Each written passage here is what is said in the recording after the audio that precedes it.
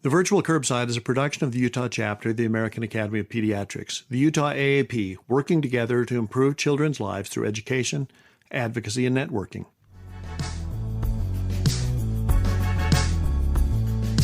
Hi, this is Paul Wirkus from the Utah AAP.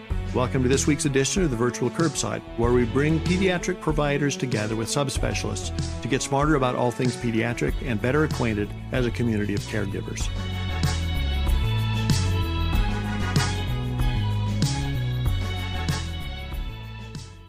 The Virtual Curbside is brought to you in part by a generous grant from Primary Children's Hospital. Primary Children's Hospital, the child first and always.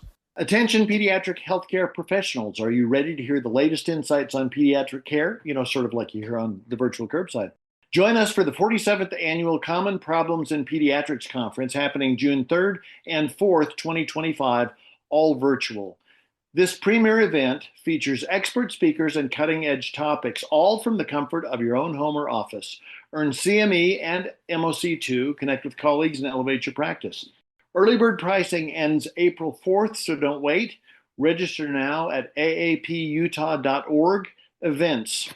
Welcome back to the Virtual Curbside. One of the great pleasures of this thing that we do is I get the opportunity to have an ongoing conversation with Angelo Giardino from the Department of Pediatrics at the University of Utah and Primary Children's. And I really look forward to these conversations. Our book this month is a book called The Death of Expertise by Tom Nichols. Welcome to the podcast, Angelo. Thanks, Paul. I also look forward to these. I feel like we have a good discussion, and I get some really good feedback from some of the colleagues I bump into. Oh, good. Good. Just this week, one of my former partners said that he had gone back and listened to the conversation about one of the books you had recommended a couple of years ago and was very complimentary. Oh, great. So thanks a lot. Well, so anyway, I am very interested in this whole thing that I think we grapple with in pediatrics, the whole notion of trying to be a guide for families and help them make good choices about what we do with children and helping them to make good parental choices. And I think one of the things that has been a real challenge and an increasing challenge over the course of my career has been the notion of trust of expertise. I think we see this. I think that vaccines are the test case for this. And so I've been reading a lot of books about what's going on there and was hoping to discuss this one with you. So Tom Nichols is a former professor at Princeton, I believe, and at the Naval War College, currently retired from that and is a journalist, staff writer at The Atlantic. What do you think of the book, Angelo? Well, Paul, I really like this book because it's a little bit like time telling. I think he's really reading the face of the clock for us. And I think he puts it in a really useful framework. And I think he's resonating with what many of us in pediatrics are feeling, in that the expertise, the knowledge that we have, the objective information that we want to share seems to have been discounted as of late. We've always had an element of vaccine skepticism. There's always been an element of folks, being a little suspicious of people who spend their entire 20s in school. But there seems to be an element a little bit higher. And I think he gives a really good framework for what he's seeing and why that is. So I really, really resonated with this book. Yeah, at the start of my career, most of the conversations were that a grandmother didn't agree with what I was saying about teething. Mm-hmm. But the stakes are much higher now, I think, because it has to do with the very heart of what we try to do in the science of pediatrics. And he is an equal opportunity critic. He takes everyone to task. He takes higher education to task. He takes journalism to task, and definitely has a lot to say about how information is provided and consumed on the internet has definitely been something that's hastened this process in a lot of ways. Yeah, I couldn't agree more. He really has kind of focused on a number of different domains, which I think adds some credibility to his work. He does a really nice, I think, detour into kind of how the pandemic ended up being a crisis that certainly stoked the flames of some of this science skepticism. So I thought he did a really good job. And he does have a really beautiful writing style. And he does make jokes along the way, which I really appreciate. It's very engaging. He's very quite a humorous writer in a lot of ways. I want to start with an anecdote. When he was at Princeton, he heard a story about an astrophysicist there by the name of Robert Jastrow, who was having a conversation in class. And a sophomore was taking him to task for his position on Star Wars defense, I believe. And as the conversation went on, clearly the student was not going to persuade Professor Jastrow of his position and close the conversation with, well, I guess your guess is as good as mine. To which Professor Jastrow responded, no, no, no, my guess is much better than yours. And that's, I think, the position we find ourselves in, hoping to find our way out of that conversation in a way that's persuasive in a good relationship way. Yeah, so what I resonated with is, obviously I've had a lot of experience over the last 30 years with patient safety. And one of the things we talk about in patient safety is being a highly reliable organization. And one of the tenets of being a highly reliable organization is this notion of deference to expertise. And in a clinical environment, expertise is fluid in that, various people at different levels can know a situation the most and can intervene and keep us all safe. And that somehow has gotten conflated with there's no experts. So in a given circumstance, you might have the expertise because you saw the issue that's going to cause the safety issue. But in general, the surgeon does know a lot about the anatomy that she's about to engage with. So deference to expertise in the safety setting is, kind of empowering to the whole team, but it was never meant to say there aren't experts. Like there are people that know an awful lot about something. Right. And I think a lot of times, we've had for a long time, forever in medicine, the notion of a second opinion, but we generally expect that a second opinion should be informed in equal fashion to the opinion should be equally informed, and not that one of them is saying, I just don't feel like that's a good thing. Yeah, and if I could just use one of the examples he uses throughout the book that a lot of people that are skeptical of science use is that for some period of time, the nutritionists were saying that eggs were bad for us. Right. And now I think the consensus is, good cholesterol, bad cholesterol, protein, all that stuff, that like eggs are not that bad because nutritionally they're more balanced and they actually might be useful. And then, of course, because eggs were bad, then folks were like driven by the nutritionists to like low fat products, which ended up having enormous amounts of sugar in them, which then made everybody obese. So he uses that example, but what he also uses that for is science is dynamic and it's emerging and it's iterative. So we have to understand, and I think pediatricians, of course, understand this, is that you constantly are iterating and asking questions and challenging hypotheses and challenging theories and challenging established knowledge. And then as you learn the facts, you change your mind. And that actually is science. But that's used against scientists. But we should change our mind if we do work and we see that it wasn't what we thought it was.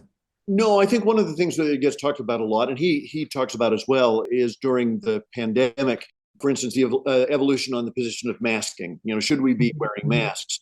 And the point there is that it was evolving science. Yes. And to his point also, it also behooves us, who consume expertise in a different way, to reflect a little bit of humility about this, while also saying, but established science is better than unestablished science. Yeah, and Paul, I routinely in my role of working with a lot of really, really, really smart faculty and staff, when I see someone being like way too certain about what the standard of care is, I kind of frequently remind them that what they're arguing for right now, 5 years from now, might not be as certain as they're saying. So Right. they should pull back a little bit. And, like all the articles we depend on, right, always have a limitation section. And they always have kind of confidence intervals for the statistics. So, when people get a little too high on their horse, I'm like, whoa, just a second. Let's say right now we have a fair degree of certainty that this is accurate. But let's not say that it's not going to have more evidence in a few years. And we might have to re-engage with the data and maybe change our approach. So, but that gets used against us, Paul. That gets used against us because by being honest and humble, then it looks like we're not always right. And I'm not trying to be right. I want to get it right. Exactly. Every book that talks about this talks about a couple of principles that I think are near and dear to the hearts of people who do research. Let's talk briefly about, what's the role of confirmation bias in the current world for somebody who's trying to get information to do the right thing for their child. Yeah, I mean, I'd love to because, when you're writing an op-ed, you tend to use a couple examples from the literature that support your view. But when you're writing a scientific piece, you should be just as committed to finding parts of the literature that disconfirm what you're saying or challenge it. But what the world has really gone down the road on is just completely being aggressively into confirmation bias. So everything that confirms your viewpoint, and that's the only thing you believe. And everything that doesn't is either a hoax. This is some elite group that's trying to discredit what I know to be true because of my common sense. And that's dangerous. So, like obviously we deal with confirmation bias in the clinical setting a lot. Like we've tried using differential diagnosis processes as how we challenge ourselves. But it seems like the country has completely embraced confirmation bias. And so much of that is driven, I think, by the way we gather information on the internet, especially. So, first of all, and he talks, I think, very persuasively about the limits of getting information on the internet. That we're all Cliff Clavins who are pulling out facts, but not going deeply at all. So, for one thing, we Google something, we get a bunch of results, and we scan for the ones that confirm what we thought all along. But worse than that, the algorithms on the internet then suggest things to us that continue to confirm only what we've thought from the first. And it feels really good, Paul, to be confirmed. So, like when I have a passionate belief, I love finding articles that support my view. I feel very, very empowered by that. But that is a seduction because I should be looking at some literature that might raise some concerns about it. And I know I have to do that, and it pains me to do so, but I do try. But we're up against a world that loves the algorithm, and the more headlines that say what you want, the more you click on them, and then the more you're going to get that confirms that headline. Right. And then I think it's very difficult for us to learn in all the stuff we're looking up on the internet how to evaluate who the source is. You see on social media, people will cite, well, this doctor said that people should get the measles. Yeah. Well, tell me who this doctor is and tell me what his or her qualifications are that should be making that kind of public policy decision. Yeah, there was a paragraph in the book where he says, it's not like everybody that's doing this is uneducated or some local yokel. No. Some of the folks that are going down this road should know better. Mm-hmm. And again, it's just easy, to be perfectly frank, it's just easier to live in the confirmation bias world than it is to live in the skeptical, scientific, systematic world.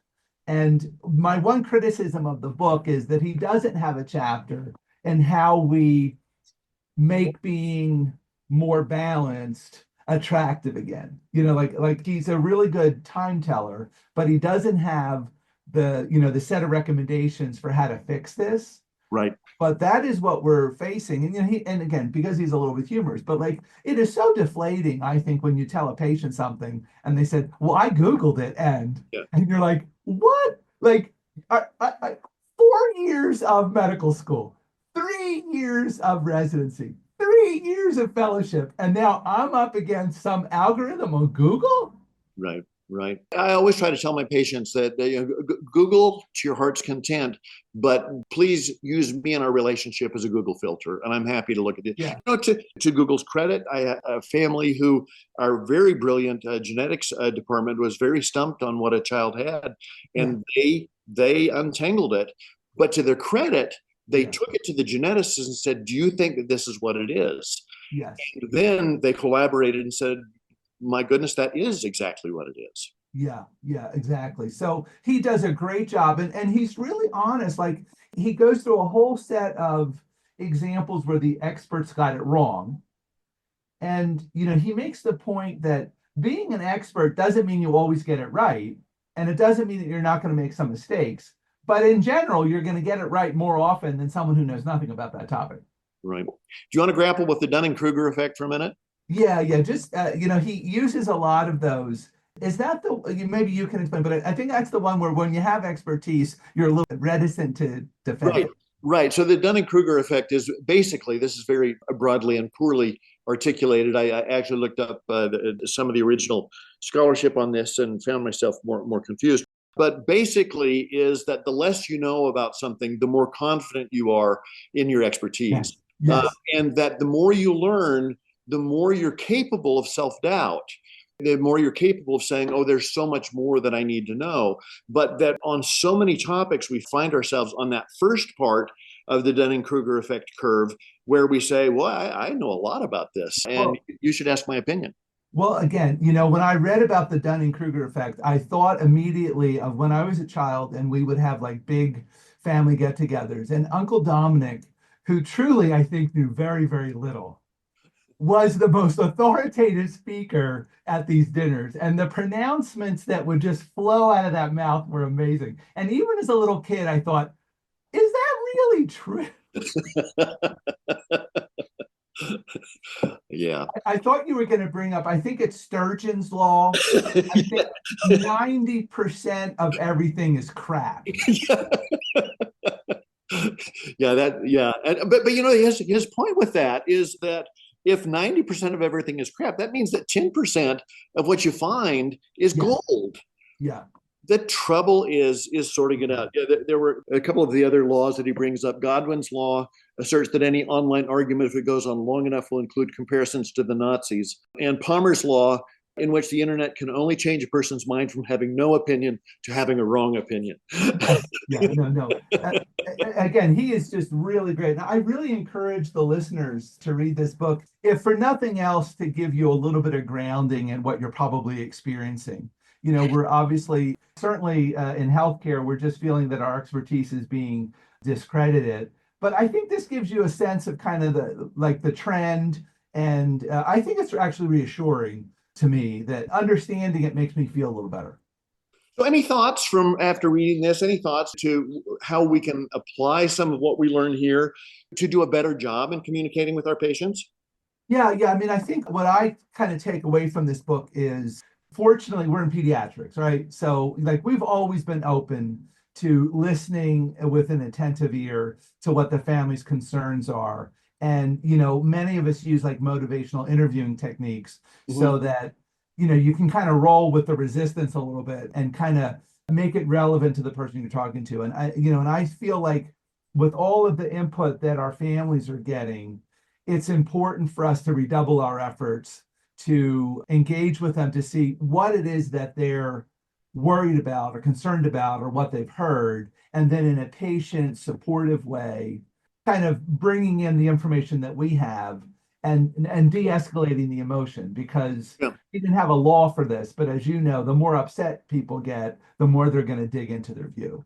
Right. One of the great advantages, I think, in pediatrics is that, I'm at a stage in my career where I have an increasing number of what I refer to as grand patients, whose parents were my patients. We have the great advantage of being able to establish very long-term relationships. And, what we hope in that relationship is that we don't become Uncle Dominic, but that we actually become a trusted source that people are willing to say, look, I heard this. What do you think of that? Yeah, yeah. If you find yourself in either an encounter with a colleague or an encounter with a patient, and you're saying something like, well, it is what it is, I think you should pull back and maybe rethink your strategy.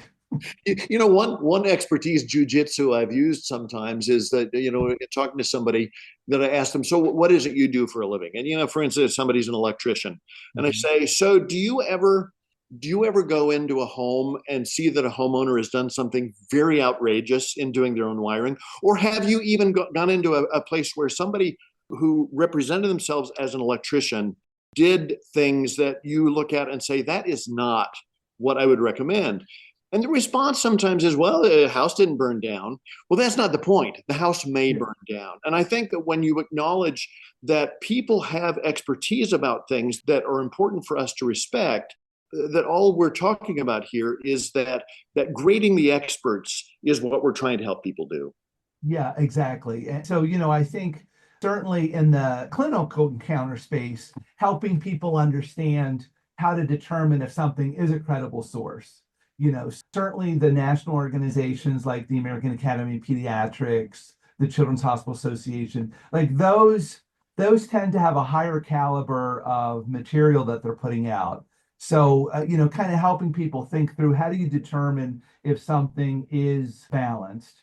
And then I think on a more personal level, Paul, and I think we all have to do this, I do think we have to broaden our consumption of information and not give into confirmation bias. Because there's a couple news outlets that I could listen to all the time. There's a couple academicians that I could just pay attention to. But I think I have to really discipline myself to listen to a broader set of news outlets, to listen to the opposing argument to some of the things I'm passionate about, just to stay more balanced.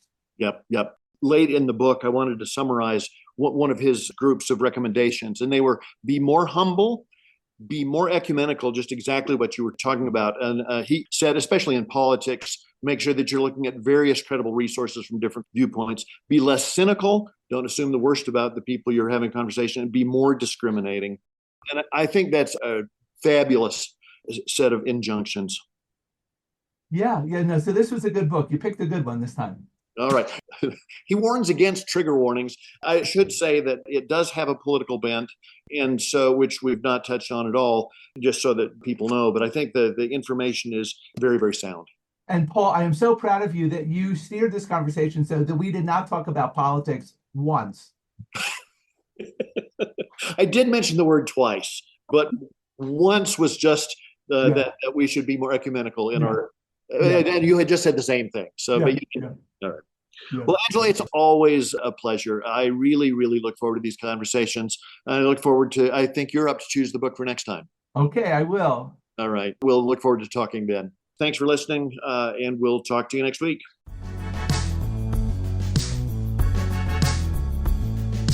Thanks for joining us. We look forward to getting together again next time. The virtual curbside is available on iTunes or wherever you find your other favorite podcasts. Be sure to like us and subscribe. We want you to like us both because we're needy that way and because that will help other listeners like you find us. Check out our website, vcurb.com, for supporting materials, schedules, and other great stuff. The Virtual Curbside is an educational production of the Utah chapter of the American Academy of Pediatrics. The opinions expressed in this podcast, while carefully considered, are ultimately the opinions of the presenters and not necessarily of the American Academy of Pediatrics or our employers. And remember, the content of this podcast shouldn't be seen as a substitute for seeking actual personal medical care. If this is an emergency, hang up and dial 911. Otherwise, schedule a visit with a caring healthcare provider to try to get to the bottom of your concerns. None of this could happen without Elisa Stoddard, our extraordinary executive director of the Utah AAP. Many thanks to Tim Cosgrove for his help on the website and logo design. Production design and editing thanks to Phil Wirkus, who also composed the theme music. See you next time.